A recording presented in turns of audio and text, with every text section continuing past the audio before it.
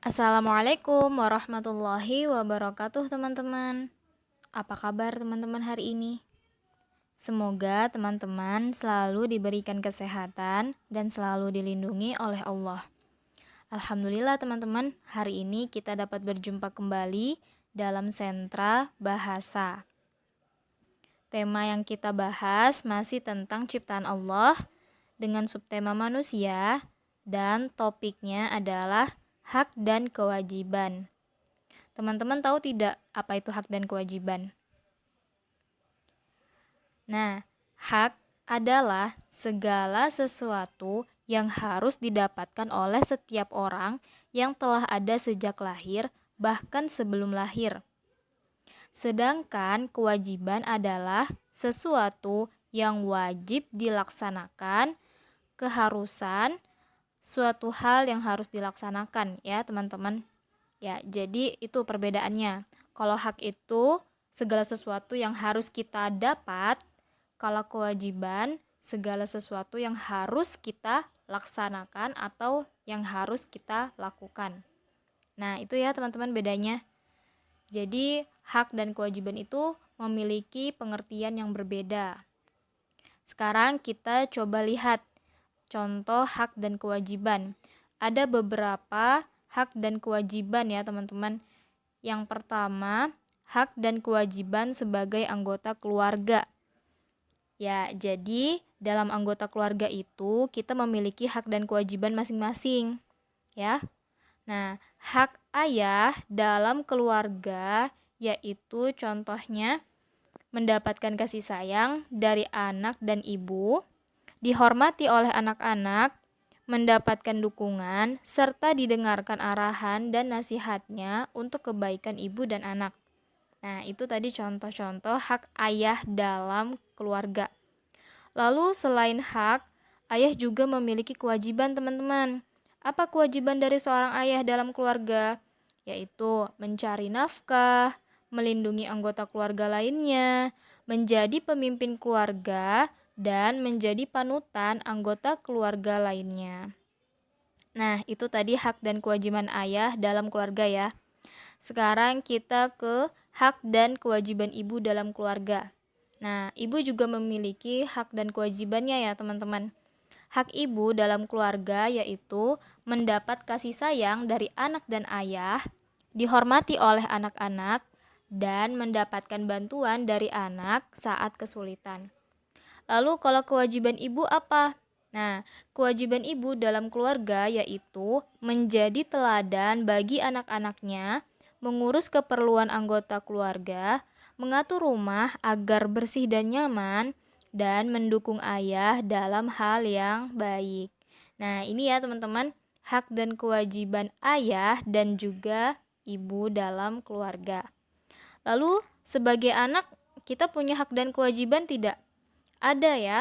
Nah, kita juga memiliki hak dan kewajiban sebagai anak ya teman-teman dalam keluarga.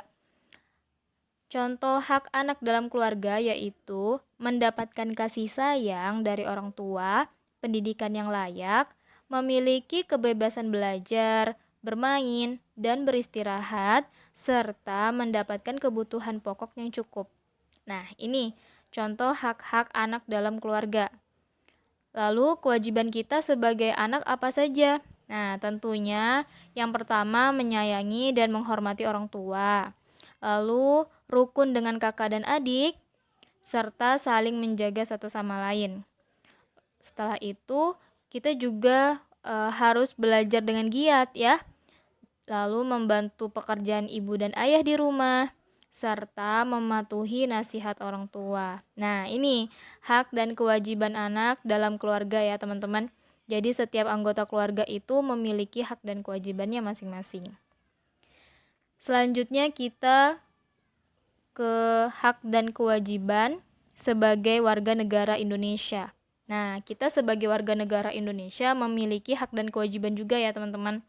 Namun, hak dan kewajiban kita ini diatur dalam Undang-Undang Dasar 1945. Nah, nanti teman-teman akan mempelajarinya lebih lengkap dengan Bu Aina ya di sosial budaya. Namun, di sini Bu Sukma berikan satu contoh untuk hak sebagai warga negara Indonesia. Nah, ini Bu Sukma ambil dari Undang-Undang Dasar 1945 Pasal 28C ayat 1. Nah, isinya itu hak untuk mengembangkan diri dan melalui pemenuhan kebutuhan dasarnya dan berhak mendapat pendidikan, ilmu pengetahuan dan teknologi, seni dan budaya demi meningkatkan kualitas hidup, demi kesejahteraan hidup manusia. Nah, ini hak sebagai warga negara Indonesia menurut Undang-Undang Dasar 1945 Pasal 28C ayat 1. Lalu kalau kewajiban sebagai warga negara Indonesia apa? Nah, ini juga ada di dalam Undang-Undang Dasar 1945 Pasal 27 ayat 1. Bunyinya, segala warga negara bersamaan kedudukannya di dalam hukum dan pemerintahan dan wajib menjunjung hukum dan pemerintahan itu dengan tidak ada kecualinya. Nah, jadi kita sebagai warga negara Indonesia wajib menaati hukum dan pemerintahan di Indonesia. Nah, ini ya teman-teman hak dan kewajiban sebagai warga negara.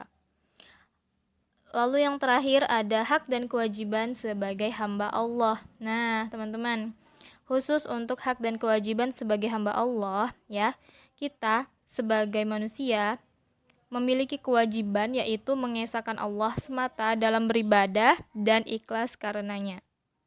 Nah, ini ada di dalam Al-Quran, surah Az-Zariyat ayat 56, yang bunyinya, dan aku tidak menciptakan jin dan manusia, melainkan supaya mereka beribadah kepadaku. Nah, ini Allah berfirman di dalam surah Az-Zariyat ayat 56 ya teman-teman. Jadi di sini jelas kewajiban kita sebagai hamba Allah adalah tugasnya beribadah kepada Allah. Lalu haknya gimana? Nah, sedangkan untuk hak seorang hamba, Rasulullah mengajarkan umatnya untuk melakukan kewajiban karena Allah akan memberikan hak yang muncul karenanya. Jadi, ketika kita melakukan kewajiban kita, ya beribadah kepada Allah, Allah nanti akan memberikan haknya, hak kita, yaitu berupa mengabulkan doa kita ya. Nah, jadi Allah bisa memenuhi doa-doa kita. Nah, itu kita harus menjalankan kewajiban kita dulu sebagai hamba Allah, yaitu beribadah. Nah, tapi dalam Islam sendiri ya teman-teman, kita tidak boleh menuntut hak kita kepada Allah ya. Karena kita sebagai manusia itu punya kewajiban untuk beribadah kepadanya. Nah, sedangkan apa yang kita terima, nah itu semua dari hal kewajiban yang sudah kita lakukan. Ya, tergantung dari ketetapan Allah, ya. Oke, teman-teman, untuk lebih lengkapnya teman-teman nanti akan mempelajarinya di sentra Sosbud, dan juga kalau hak dan kewajiban sebagai hamba Allah ini nanti akan teman-teman pelajari di sentra Imtak dengan Pak Huda. Oke ya, teman-teman. Nah, sekarang kita masuk ke materi sentra bahasa. Kali ini kita bahas tentang ide pokok. Nah, ide pokok ini sebelumnya sudah pernah kita bahas, namun kali ini kita akan bahas kembali ya, teman-teman. Nah, ide pokok masih ingat ya? Ide pokok itu adalah ide atau gagasan yang menjadi pokok pengembangan paragraf. Nama lain ide pokok adalah gagasan utama, ya. Ide pokok terdapat di kalimat utama dan setiap satu paragraf hanya ada satu ide pokok. Nah, yang perlu teman-teman ingat adalah kalimat utama tidak sama dengan kalimat pertama. Kalimat utama bisa ada di kalimat pertama, bisa ada pada kalimat terakhir, atau bahkan kalimat pertama dan terakhir. Nah, itu diingat ya. Kalimat utama itu bisa berada di kalimat pertama, bisa juga di kalimat terakhir, atau di kalimat pertama dan terakhir.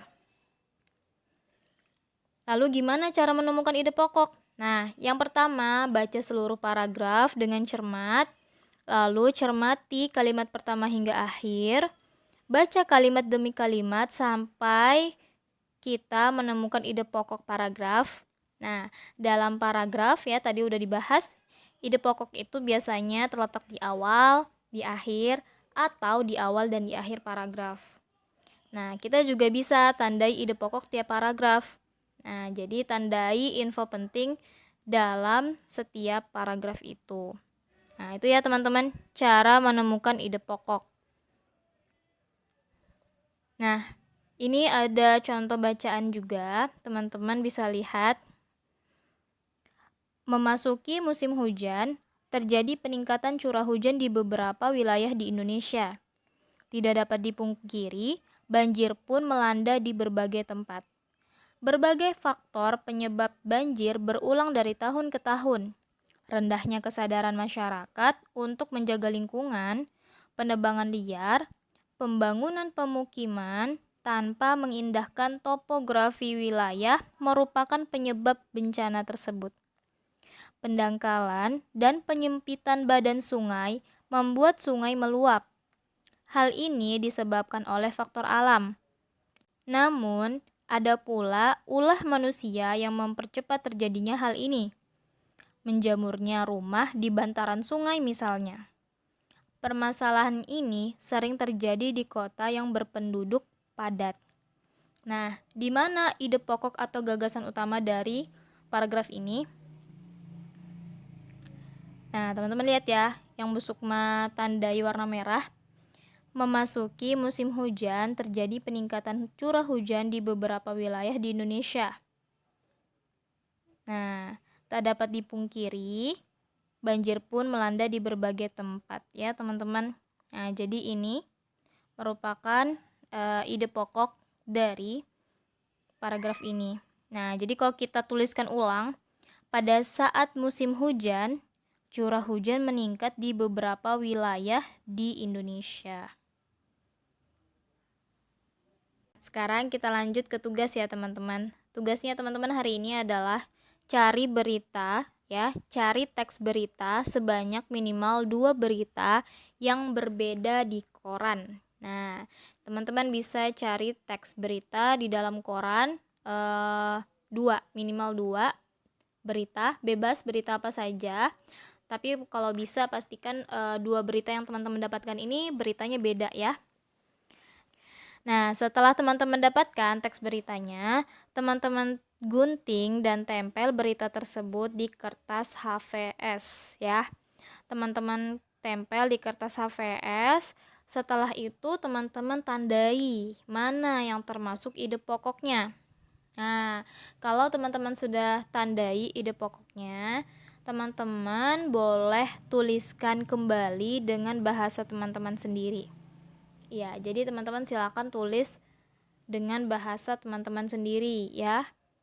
Ya, setelah ditandai, teman-teman salin kembali ide pokoknya dengan bahasa teman-teman sendiri. Oke? Oke. Nah, setelah itu teman-teman boleh hias. Nah, karena ini dibuatnya di kertas HVS, teman-teman boleh klip ya atau teman-teman staples kertas HVS-nya. Teman-teman jadikan buku boleh, silakan ya dikreasikan. Yang penting korannya itu ditempel di kertas HVS itu. Nah, kalau misalnya teman-teman bikin seperti buku, pastikan dibuat sampulnya ya.